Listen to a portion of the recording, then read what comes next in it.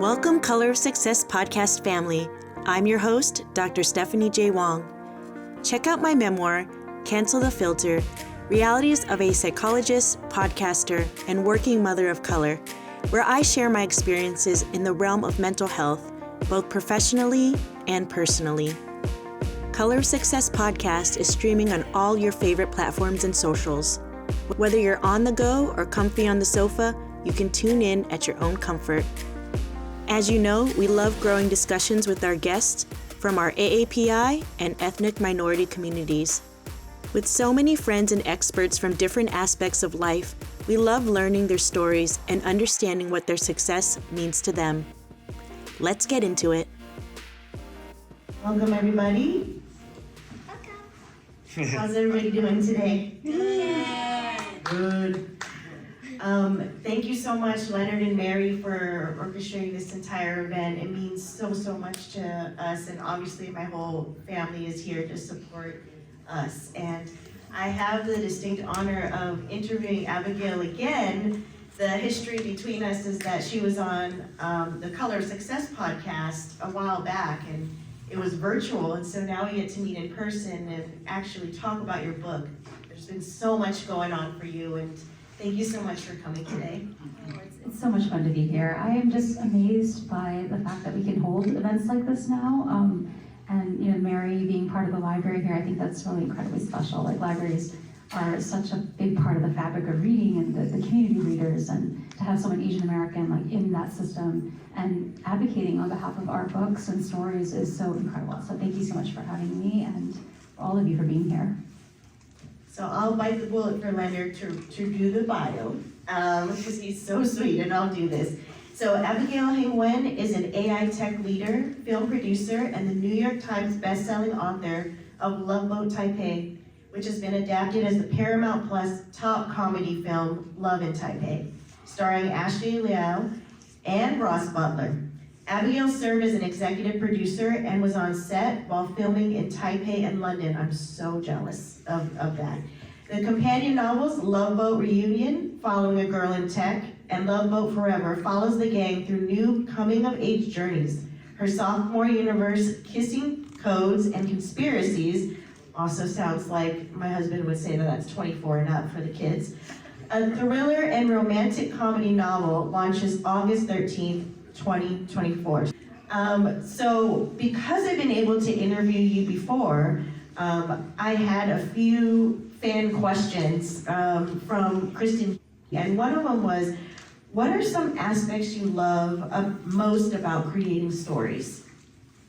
Well, it turns out I was a storyteller my whole life, and I just didn't know it. I would tell stories to my younger brother and sister about adventures of us kids with our cousins and our friends in a world without any adults, and getting into all kinds of adventures and trouble, and having to get yourselves out of trouble. And I think my brain is just wired for story. So I did go to law school, and I practiced law for a while, but I didn't love the practice, but I loved law school because it was about stories.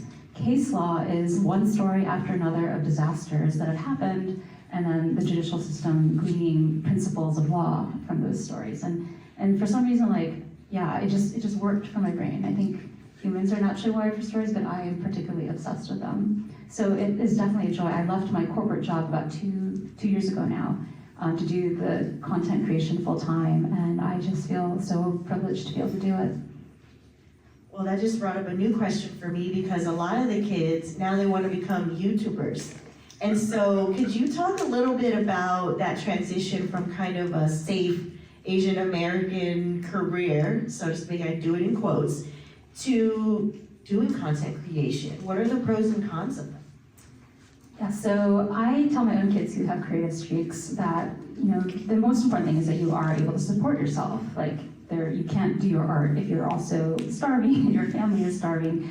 And so there's so many ways that people find to support themselves. And my prior jobs was I practiced law. I was at a law firm. I clerked for the DC Circuit Court of Appeals, and then when I came out to California, I worked for Gibson Dunn, and then I went in-house.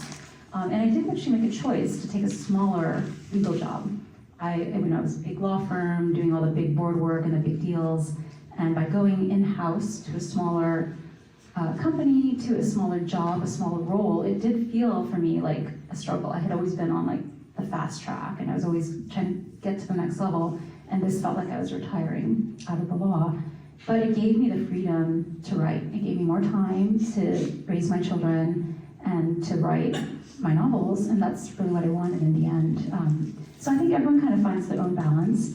I do feel lucky that as a lawyer and working in tech in Silicon Valley, I didn't have to work as many hours to make that money to support myself and my kids if needed. And there are a certain amount of people who will work at Starbucks and all kinds of jobs to support their art, and they make it work too. In what ways has writing the Loveboat series impacted you, and how do you create distinct stories while still having that thread? Because Loveboat Forever actually follows Pearl versus Ever, and so just to keep people on their toes, but also have that common thread. Yeah, so for those who, let me kind of back up and talk about the Loveboat stories. And I'm curious, outside of these books, was anyone familiar with the Loveboat program in Taipei? Okay, I see a number of hands. Did anyone go on the Loveboat program in Taipei? I'll ask you to share your stories. All right, so for the uninitiated, Loveboat is the nickname for this actual program that's been around since the 1960s. It was created by the Taiwanese government to bring overseas youth back home to learn about language and culture and reconnect with their heritage. And over the years, thousands of diaspora, Asian Americans, Asian Europeans, Asians from South America would go on this program. And you did learn language and culture, but really it was known for just kids going crazy in the best of ways. Like, a bunch of kids dropped off unsupervised in this awesome city, Taipei, where the nightlife just it runs on, and people would sneak out clubbing, they would drink snake blood sake, which is only for tourists, and they would take glamour shots. And so it was this experience that I knew was in our community. Like, we'd go to parties and oh wow, did you go on Loveboat? And did you hear those stories? Or there were always so many stories of crazy things that happened. But it wasn't really that well known outside of our community. And so that's why eventually, as I was going through my writing journey, I'd written 4 young adult novels and middle grade novels. And I finally felt ready to write this one. It felt really close to home. It was about an Asian American experience with an Asian American main character. And so I took the plunge and I started writing it, and I was able to kind of showcase a lot of the stories, the struggles in our community. So my Wong girl, she is in a family that her father gave up his medical career to immigrate to the United States so she could have a better life, she and her sister. And so she's always felt the weight of that, needing to carry that burden of her parents' sacrifice. So she is med school bound herself, but she secretly wants to dance. And that's kind of her dilemma as she sets forth, and her parents end up sending her on this program, kicking and screaming. She did not want to go on this program, but her journey ends up being a journey of identity. She does connect with her heritage, but she also finds the courage and the wisdom to figure out how does she pursue her dreams while honoring her parents. And so to your question, how do I keep these stories distinct? I think I just had a million characters to begin with.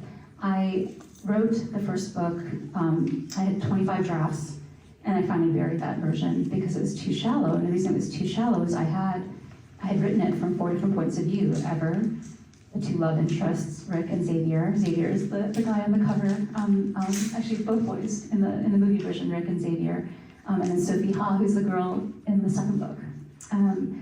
And I loved all their stories. They all had distinct ones. So Ever is a journey of identity, but Sophie Ha is actually, in book 1, she actually has undiagnosed ADHD, which never actually is discussed in any of the books, but she is kind of like this tornado, but brilliant, and yet at the core, she really believes she's supposed to get married, and that's how she's going to serve her family. She's going to marry well, and a big part of her journey in book 1 is she has to realize, no, actually, she can go and make the money herself, and she's a very capable girl.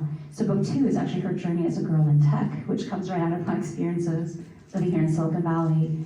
And Xavier is similar, that he's undiagnosed dyslexia and dysgraphia, these learning differences that his father did not want to accept, that his father just wished he could will away his learning differences. And so he grew up with this major complex. And we talked about this on your podcast on mental health issues and neurodiversity. And so that was a really important story for me to be able to share. And Xavier is such a fan favorite that it was really awesome to be able to kind of play that out for him. And then the third book does follow Ever's younger sister, Pearl, who has an arc and a story in the first book. She is a classical musician who actually struggled with dyslexia herself and overcame that in the first book. But in the third book, it's set 6 years later, and she gets to go on Loveboat for her own journey, and that was an opportunity for me to bring like all the characters back together, and we get to find out like what happens to them. But she herself has a journey with classical music, and then falling in love with the Chinese instrument, the pipa, and discovering her heritage through that lens. First, I want to say, girls, did you hear that? You don't need a man to make money for you. I have to take that opportunity. And so, one thing that's near and dear to our heart is mental health, cultural identity, neurodivergence. And so how did you ensure that these themes were translated from the book to the movie? So great question. It was actually hard to get everything into the movie. The movie is 90 minutes long. It's a 100-page script, and the script, if you've seen screenplays, like there's only text down the middle, so there's really very little words on any page. But the book is 400 pages. And so, one of the primary characters who really kind of embody that struggle with mental health is Rick's ex-girlfriend, Jenna. So Rick comes into Loveboat dating Jenna, who's suffering from depression, but has refused to get help because there's such a stigma associated with it. Her parents don't want anyone to know, and so she's just quietly struggled with it, leaning on Rick as her lifesaver, basically. And that's his struggle because he cares about her, but they're not actually right for each other. But because that storyline was so complicated, and it was something I could address in the book with 400 pages, but we couldn't fit Jenna's story into the movie. So for those who've seen the movie, like Jenna does appear, but they actually changed her to be a very strong, formidable opponent to Ever. She's Harvard Law School, which still fits with her character. She is brilliant, but the family loves her, and she's there more as an antagonist. And I think same with the learning differences, those didn't make it into the movie, again, because of the complexities. The movie ended up focused on the main storyline of Ever's journey of cultural identity. So what was it like wrapping up, so to speak, the series? Because I imagine that you get attached to these characters, that, it's such a journey to kind of close the final chapter. Maybe not, I don't know. Maybe there's prequels and all that, like they do in Hollywood. But what was it like emotionally and psychologically to wrap that up and say, okay, I'm going to start on this, new journey and new characters? So I really enjoyed turning the page to a new universe. I'm so thrilled. I think we could probably advance the slides, actually, a couple. So these are I wasn't sure what slides would be helpful. This is me as a filmmaker. It brings together 3 parts of my life. But I think if you advance a couple more slides, I can show you where the Boat Taipei universe is. This is my AI background. My favorite books growing up, although none of them had Asian American characters, and that was always a sore point for me. I didn't feel that I would have been welcomed in these worlds, fully welcomed. Okay, these are my books. And then here we go, pause here. So this is kind of where it's grown. I never expected that one book to grow into this. So it's been translated now into 12 languages. We haven't announced yet, but Poland is actually going to be the first to publish all 3 books, and then France right after that. And it kind of blows my mind. It's because it's the story about an Asian American girl, and yet somehow it's connected with people across all these different cultures and boundaries. And then the movie itself is also in a number of, 12 languages. So, and then there's more coming, and that's been exciting. So I'm thankful for how much this book has expanded, but I'm ready to move on to other universes too. We're still, talking about all these properties, and I'm still reviewing them and hearing from readers, and I love that. But this one here is set in the Bay Area, so I got to come closer to home. So, I think one of the things that you imparted on me when I released my book, Cancel the Filter, was I asked you, how do you deal with, putting your book out there in the world and dealing with haters sometimes? And you're like, don't read the reviews. And so I'm wondering, how do you stay mentally resilient and tough as you pour so much time and effort into books, and then you put it out into the world, and essentially being judged, right? As you gain more popularity, for sure. Yeah, and that's a really important question. I think especially there's some cultural issues around like needing to show, like pretend that everything looks okay on the surface, and it's like, it doesn't work in the United States, which I think is in some ways a blessing. Like in the United States, people want to know that you're a real person, and part of being a real person is that you're vulnerable and it's okay to make mistakes. I think when I think about creative work though, when you get rejected by agents, they will often say like, another agent may feel differently, this is a very subjective industry, and that's true. It's not lip service at all. Like if you think about like your friends, like talking about your favorite movies and books, maybe because you're friends, you share a lot of the same interests, and so you might actually like and love some of the same books, but you probably also dislike some of the books that your friends like and vice versa. And it doesn't mean they're not good books or good movies, it's just people resonate with different stories, and some of that has to do with like where you are in your own personal journey, and just taste. It really is very taste-based. So I think with that lens, I know that my books are not going to be for every audience, and I'm fine with that, like, because not every book is for me either. And then there's different levels, right? There's like the level of book that you just enjoy reading, and then for me, because I'm also producing, like there's very, very few books that I would probably take on to produce, because the producing work is so big. It's like hours and like years of your life, right? And so then the filter for that type of work is going to be higher. But that doesn't mean that those books that you've not taken on as a producer aren't fabulous. It's just that it's not the right fit for you to take that thing on. So I think that's kind of how I think of all the responses. And not everyone will understand what you're trying to do either, and you can't control that. So there's only so much you can control, and I think by focusing on what is in your sphere of influence, it's kind of what is in your calling. I think that helps.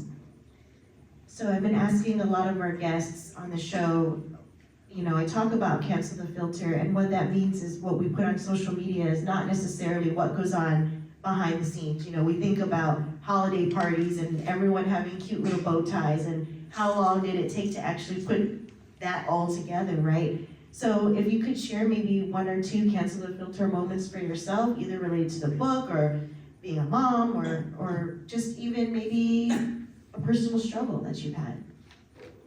Yeah, there's so many that it's hard to even like pinpoint one or the other. I definitely I was nervous right before the book came out in 2020. I was like, wow, I feel really exposed. I was like, suddenly now, all these people will be reading your books and thinking that that's you, that this character is you. And I often get asked, like, did you do all those things that your character did on Loveboat? I'm like, no, I actually didn't. I snuck out clubbing, I did take glamour shots, not naked ones, but I saw someone else's naked ones, right? So it's like, there's like so many things. Your mom's looking at little faces. Yeah, but yeah, I think that, even just like letting the book go out into the world, that was a big act of courage. Because you're right, then a lot of people will read it and they'll think things about you, but I think after I got through that, it's been just a lot easier. I'm like, okay, well, I think I just learned kind of what I said earlier, like there's so much you can't control, and so you just have to let it go. So lastly, what messages are you hoping to impart to your readers? And of course, fun marketing, 1 second, like where can people find all your work and follow you? I think for people who are aspiring to write or who are in the process of writing, like really just go for it. Like write what only you can write. I had never heard of a book like Boat Taipei. I was like, is this a real book? Can this be a real book? And like I wish I'd known sooner, but yes, if you can't think of someone else who's done this, then there's actually probably something there, something uniquely you, and that could be the mark that you end up leaving on the world.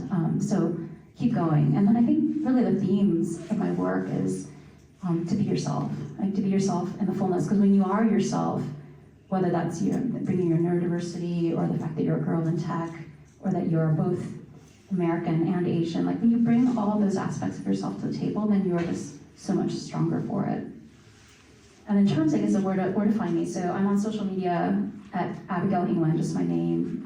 I have a newsletter, which I would love everyone to sign up for, because that's really the best way for me to let you know where I'll be when, and I'm often doing smaller events like this one, so we can talk more personally. But go to my website, abigailhingwen.com. You can sign up for the newsletter right in the top, and I email you guys directly with my sister, who actually helps me. She supports the newsletter for me.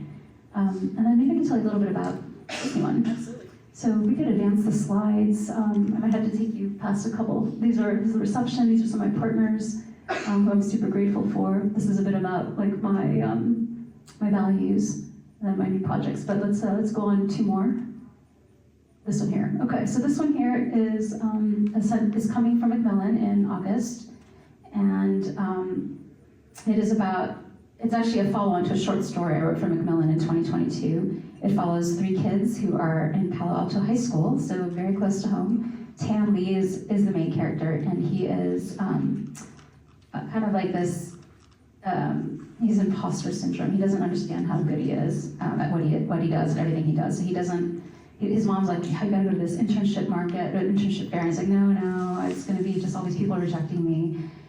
So what ends up happening is his ex-girlfriend, who's the girl in the back from Shanghai, shows up on his doorstep with millions of dollars of cryptocurrency stolen from her billionaire father in Shanghai. She's running away from home. She doesn't actually realize she's stolen that much money. It's hidden. And then she has all these thugs on her heels, and so it ends up sending Winter, who lives in his home and is the other love interest, and Rebecca, plus his little sister, on this caper all around Silicon Valley. So they run through like the Palace of Fine Arts, they end up in Oakland, they go to Berkeley to find this researcher to help them unencrypt these encrypted currencies. And it ends up being this like heist, this journey, this adventure. It's a thriller, but also like his journey is like learning to believe in himself. And I think that's another theme in all of my works. So it comes out August. I'll have a couple events in the fall, so I'd love to see you guys there. Thank you so much, Abigail, for joining me today and really sharing all of your work and wisdom. I look up to you so much, and I'm so happy to have met you in person. Thank you so much for being here too.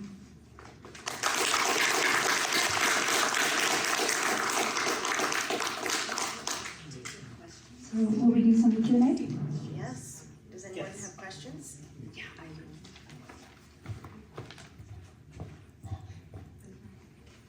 Hi.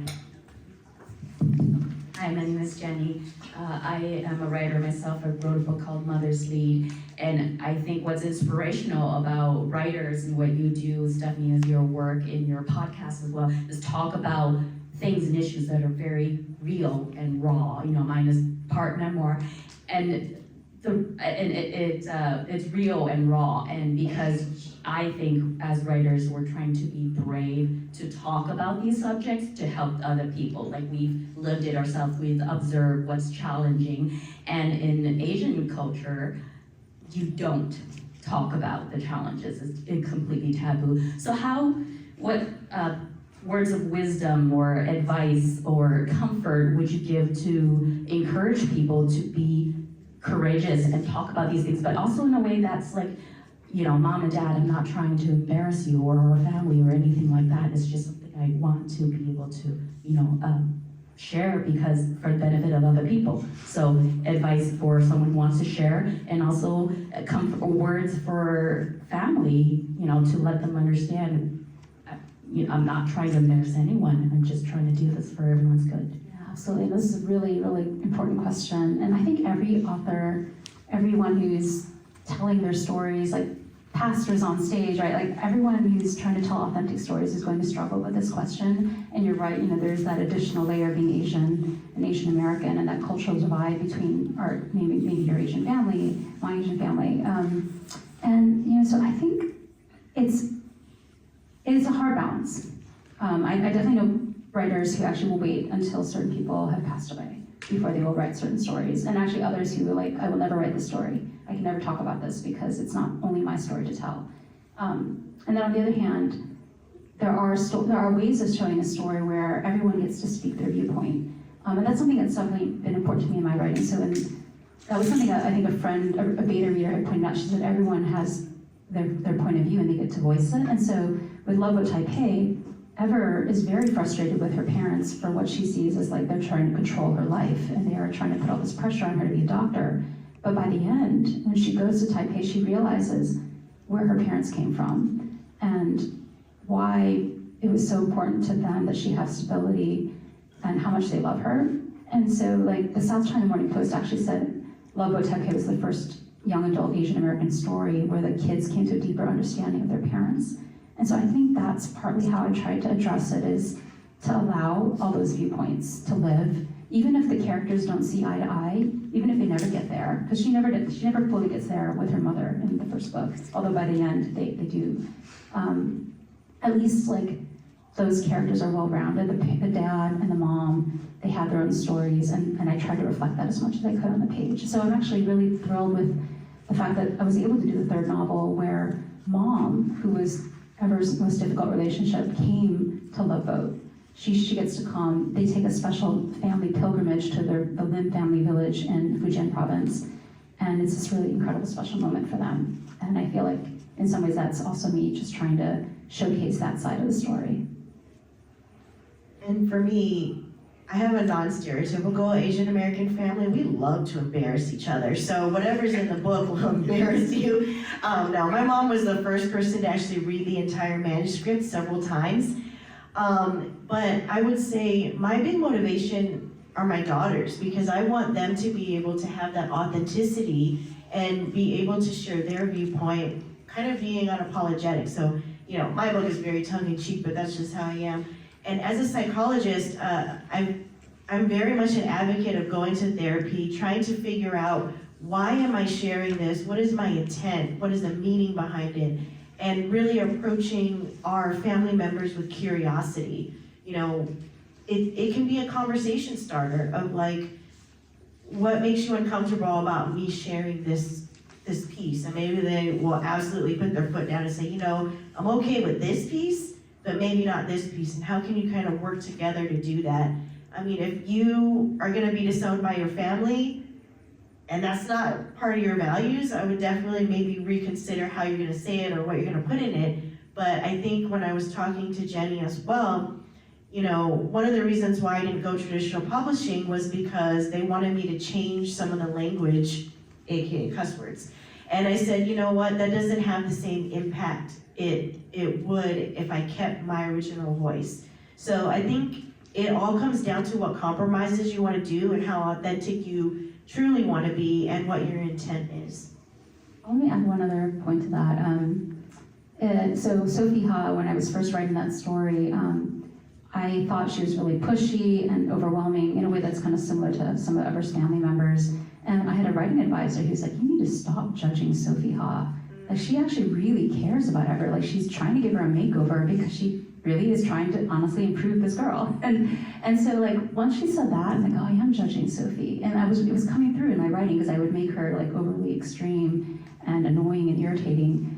And once I understood, no, she's actually coming from a good place, like, and most people are, then that actually really unlocked that character for me too. So then I was like, okay, I actually can reflect that in the way she's coming across. And by allowing her to be her full, well-rounded, authentic self, it was more honoring to her. Any other questions before we wrap up for a break before the next interview? All right, well, we're right next to each other if anyone wants to check in with us. Thank you so much. Thank you guys for being here. Thank you for listening. We would love for you to subscribe to the podcast and join our community on all our socials at colorsuccesspodcast.com. Looking forward to you checking out my memoir, Cancel the Filter, Realities of a Psychologist, Podcaster, and Working Mother of Color on Amazon and wherever books are sold. I'd love to hear your Cancel the Filter moments.